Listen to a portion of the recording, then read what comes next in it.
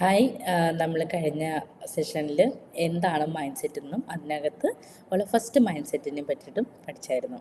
അപ്പോൾ ഇനി അടുത്ത സെക്കൻഡ് സെഷനകത്ത് വരുന്നത് അടുത്ത ടൈപ്പിലുള്ള മൈൻഡ് സെറ്റാണ്. അതെന്താണെന്ന് നമുക്ക് നോക്കാം. സോ മൈൻഡ് സെറ്റ് എന്താണെന്ന് ഞാൻ ഒന്നും കൂടെ റിപ്പീറ്റ് ചെയ്യാം. മൈൻഡ് സെറ്റ് എന്ന് പറഞ്ഞാൽ ഒരു വ്യക്തിയുടെ ചിന്തകളും വിശ്വാസങ്ങളും സ്ഥിരമായിട്ടുള്ള രീതിയാണ്.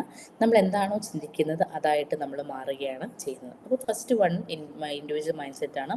അതെന്താണെന്നും അതിൻ്റെ ടൈപ്സ് എന്താണെന്നും അതെങ്ങനെ ബ്രേക്ക് ചെയ്യാമെന്നും അതിൻ്റെ സ്വിച്ചിങ് വേർഡ്സ് എല്ലാം കഴിഞ്ഞ വീഡിയോയിൽ പറഞ്ഞിട്ടുണ്ട്.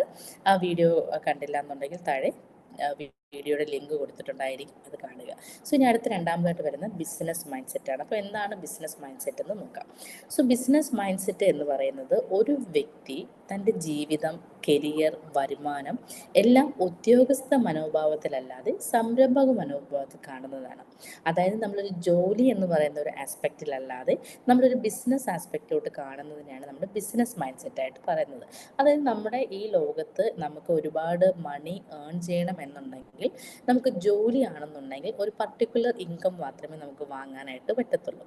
സോ അതിനപ്പുറം ഒരു ഇൻകം നമ്മൾ ഏൺ ചെയ്യണമെന്നുണ്ടെങ്കിൽ നമ്മളൊരു ഓൺടർപ്രണറോ അല്ലെങ്കിൽ ഒരു ബിസിനസ് സ്റ്റാർട്ട് ചെയ്യുകയോ അല്ലെങ്കിൽ ഒരു പാർട്ണർഷിപ്പ് ഫേം സ്റ്റാർട്ട് ചെയ്യുകയോ അങ്ങനെ എന്തെങ്കിലും നമ്മൾ ചെയ്താൽ മാത്രമേ ഈ പറയുന്ന രീതിക്കുള്ള ഇൻകം നമുക്ക് ജനറേറ്റ് ചെയ്യാനും നമ്മളൊരു റിച്ച് മൈൻഡ് സെറ്റ് നമുക്ക് ക്രിയേറ്റ് ചെയ്യാനും പറ്റത്തുള്ളൂ. സോ ജോലിക്ക് പോകുന്നത് തെറ്റ് എന്നല്ല പറയുന്നത്. നമുക്കൊരു പർട്ടിക്കുലർ ഇൻകം മാത്രമേ കിട്ടത്തുള്ളൂ. അതൊരു സീലിംഗ് എമൗണ്ട് ആയിട്ടായിരിക്കും മാറുന്നത്. അപ്പോൾ നമ്മുടെ കൂടുതലായിട്ട് അപ്പം നമ്മളൊരു സംരംഭക മനോഭാവത്തിലായിരിക്കും നമ്മൾ എല്ലാ കാര്യവും നമ്മൾ കാണുന്നത്. അപ്പോൾ നമുക്ക് എന്തൊക്കെയാണ് different types of mind set എന്നുള്ള കാര്യം നോക്കാം. So different types of mind set എന്ന് പറഞ്ഞാൽ നമുക്ക് എംപ്ലോയി മൈൻഡ് സെറ്റാണ് ആദ്യത്തെ ഒരു ടൈപ്പ്. അത് ഞാൻ നേരത്തെ പറഞ്ഞു, നമ്മളൊരു എംപ്ലോയി ആയിട്ട് മാറുകയാണ്. അതായത് നമ്മളൊരു സമയം കൊടുക്കുകയാണെന്നുണ്ടെങ്കിൽ ആ സമയത്തിനനുസരിച്ചിട്ടായിരിക്കും നമ്മുടെ ക്യാഷ് ജനറേറ്റ് ചെയ്യാൻ പറ്റുന്നത്. ഇപ്പം നമ്മളൊരു 8 hours ആണ് നമ്മൾ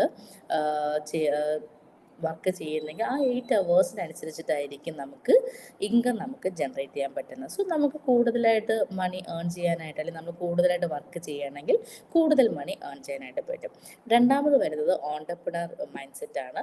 സോ അതായത് നമ്മുടെ ഓൺടർപ്രണർ മൈൻഡ് സെറ്റ് അപ്പോൾ നമുക്കൊരു ഐഡിയ ഉണ്ടായിരിക്കും. ആ ഐഡിയയിൽ നിന്ന് നമ്മളൊരു വാല്യൂ ജനറേറ്റ് ചെയ്യുന്നുണ്ടായിരിക്കും. അതിനകത്തൊരു സിസ്റ്റം നമ്മൾ ജനറേറ്റ് ചെയ്യുന്നുണ്ടായിരിക്കും.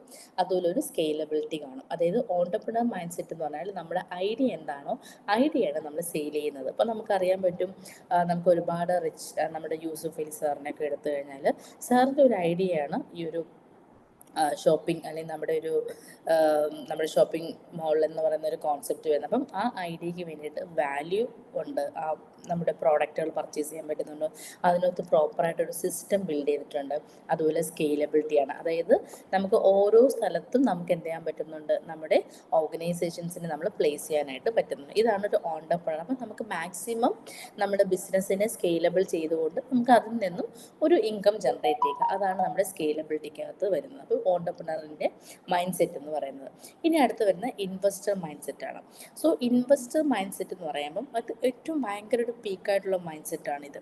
അതായത് നമ്മുടെ റോബർട്ട് കിയോസ്കിയെല്ലാം പറയുന്നത് ഈ ഒരു മൈൻഡ് സെറ്റിനെ കുറിച്ചാണ്. അതായത് നമ്മളൊരു പണം ക്രിയേറ്റ് ചെയ്ത് കഴിഞ്ഞാൽ, അല്ലെങ്കിൽ നമ്മളൊരു ഇൻകം ഏൺ ചെയ്ത് കഴിഞ്ഞാൽ ആ ഇൻകം അല്ലെങ്കിൽ ആ ഒരു പണം നമുക്ക് വേണ്ടി ജോലി ചെയ്യുന്നു. അതാണ്, അതായത് നമുക്ക് ഇൻവെസ്റ്റ്മെൻറ്റ് ചെയ്യുക. അതായത് ഫോർ എക്സാമ്പിൾ നമുക്കറിയാം, നമ്മളൊരു ബ്രിട്ടാനിയ ബിസ്ക്കറ്റ് വാങ്ങിക്കുന്നു പറയാം.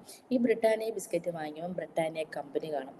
ഈ കമ്പനിയിൽ എന്ത് ചെയ്യുക, നമ്മൾ ഇൻവെസ്റ്റ് ചെയ്യുക. അതായത് നമ്മൾ ക്യാഷ് എന്ത് ചെയ്യുന്നു, ഇൻവെസ്റ്റ് ചെയ്യുന്നു. അപ്പോൾ ക്യാഷ് ഇൻവെസ്റ്റ് ചെയ്ത് കഴിഞ്ഞാൽ ഈ ക്യാഷാണ് എനിക്ക് എന്ത് ചെയ്യുന്നത്, എനിക്ക് വേണ്ടി ജോലി ചെയ്യുന്നത്. അതായത് ക്യാഷിൽ ഇതുപോലുള്ള ഇൻവെസ്റ്റ്മെൻറ്റ്സുകളും കമ്പനി ഗ്രോ ചെയ്യുമ്പോഴും എൻ്റെ അക്കൗണ്ടിൽ എന്ത് ചെയ്യുന്നു, ക്യാഷ് വന്നുകൊണ്ടിരിക്കുന്നു. ഇതാണ് ഏറ്റവും വലിയൊരു മൈൻഡ് സെറ്റായിട്ട്. പക്ഷേ എല്ലാ ആളുകളും വേണ്ട മൈൻഡ് സെറ്റ് എന്ന് വെച്ചാൽ ഇൻവെസ്റ്റർ മൈൻഡ് സെറ്റാണ്. നമ്മൾ വീടുകളിൽ യൂസ് ചെയ്യുന്ന പ്രോഡക്ട്സുകൾ എന്തൊക്കെയാണോ ആ പ്രോഡക്ട്സിൽ ഇൻവെസ്റ്റ്മെൻറ്റ്സ് ഉണ്ടെന്നുണ്ടെങ്കിൽ നമുക്ക് ഷെയർസിലൊക്കെ ഇൻവെസ്റ്റ് ചെയ്യാൻ പറ്റും, അല്ലെങ്കിൽ മ്യൂച്വൽ ഫണ്ട് വഴി ഇൻവെസ്റ്റ് ചെയ്യാൻ പറ്റുമെന്നുണ്ടെങ്കിൽ നമ്മൾ എന്ത് ചെയ്യുക, അതിലോട്ട് നമ്മൾ ഇൻവെസ്റ്റ്മെൻറ്റ്സുകൾ ചെയ്യുക. ഇനി അടുത്ത് വരുന്നത് ലീഡർ മൈൻഡ് സെറ്റാണ്.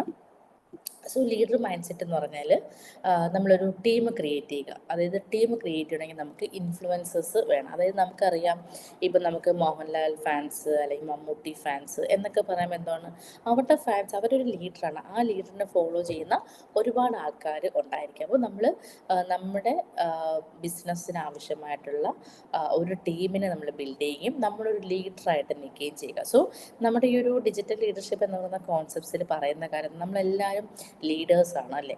നമ്മളെല്ലാവരും ബൈ ബർത്തിൽ നമ്മൾ ലീഡേഴ്സാണ്. ആ ലീഡർ എന്ന് പറയുന്ന മൈൻഡ് സെറ്റിന് നമ്മൾ ഡെവലപ്പ് ചെയ്യുമ്പോഴാണ് ലീഡർ മൈൻഡ് സെറ്റിലോട്ട് നമുക്ക് വരുന്നത്. അപ്പം ആ ഒരു ലീഡർ മൈൻഡ് സെറ്റിൽ വരുമ്പോൾ നമുക്ക് ഒരുപാട് പേരെ ഇൻഫ്ലുവൻസ് ചെയ്യാൻ പറ്റും. സോ നമുക്കറിയാം, ഒരുപാട് സെലിബ്രിറ്റീസുകളുണ്ട്. ഈ സെലിബ്രിറ്റിയെ പോലെ ആളുകൾ ആകാനായിട്ട് ആഗ്രഹിക്കുന്നുണ്ട്. എന്തിന് നമ്മുടെ സോഷ്യൽ മീഡിയ ഇൻഫ്ലുവൻസേഴ്സ് തന്നെ ഉണ്ട്. ഈ സോഷ്യൽ മീഡിയ ഇൻഫ്ലുവൻസേഴ്സിനെ പോലെ തന്നെ ആകാനായിട്ട് എത്രയോ ആളുകൾ ആഗ്രഹിക്കുന്നുണ്ട്. സോ അവരെല്ലാം എന്താണ്, ഒരു ലീഡറാണ്. അതുകൊണ്ടാണ് ആളുകൾ അവരെ ഫോളോ ചെയ്യുന്നത്.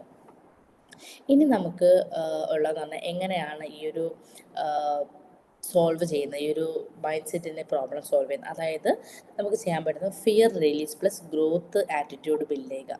നമുക്ക് ഉണ്ടാകുന്ന, നമ്മൾ ബിസിനസ് ചെയ്യുന്ന സമയത്ത് ബിസിനസ് സക്സസ് ആണോ ഫെയിൽ ആണോ എന്നൊക്കെയുള്ള ഒരു സംശയം നമുക്ക് ഉണ്ടായിരിക്കും. ആ സംശയത്തിനെല്ലാം നമ്മൾ മാറ്റിയിട്ട് എന്ത് ചെയ്യുക, ഒരു ഫിയർ റിലീസ് ചെയ്തിട്ട് ഗ്രോത്തിന് ആവശ്യമായിട്ടുള്ള ഒരു ആറ്റിറ്റ്യൂഡ് നമ്മൾ ബിൽഡ് ചെയ്യുക. പിന്നെ രണ്ടാമത് ഫിനാൻഷ്യൽ ലിറ്ററസി.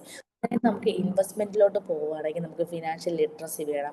നമ്മൾ എങ്ങനെയാണ് സേവ് ചെയ്യേണ്ടതെന്ന് അറിയണം. സോ ഇങ്ങനെയുള്ള കാര്യങ്ങളൊക്കെ ഇമ്പോർട്ടൻ്റ് ആണ്. മൂന്നാമതായിട്ട് പറയുന്നത് മൾട്ടിപ്പിൾ ഇൻകം സ്ട്രീം ബിൽഡ് ചെയ്യുക.